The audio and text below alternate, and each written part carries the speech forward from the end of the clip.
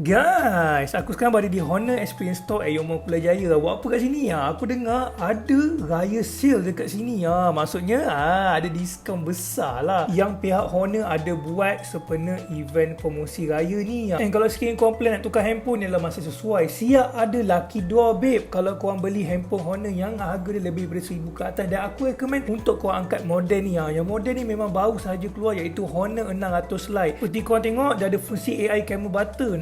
So senang kita nak ambil gambar, guna je button tu. And dia punya kualiti gambar pun tak payah cakap babe, memang cantik gila sebab dia equip dengan 108 megapiksel. Memang sharp lah gambar yang kau ambil, confirm guys. Seperti kau tengok, ni adalah pilihan color dia memang sangat cantik. Also benda yang aku kagum mengenai phone ni apa tau, dia punya bateri quite besar juga tau, iaitu 6520 mAh. Bukan setakat bateri je besar, RAM dia pun besar, 12GB, siap tabur lagi 12GB, 24GB RAM total. So apa ini result, memang buka game semua laju lah. Memang aduh gila lah guys. So kalau sekiranya kau minat nak beli Honor 600 Lite ni, aku recommend untuk kau beli dekat Yomo Putrajaya kalau sekiranya kau adalah orang Kulai, sebab harga pun tengah promo yang ada laki dua. So cepat beli guys.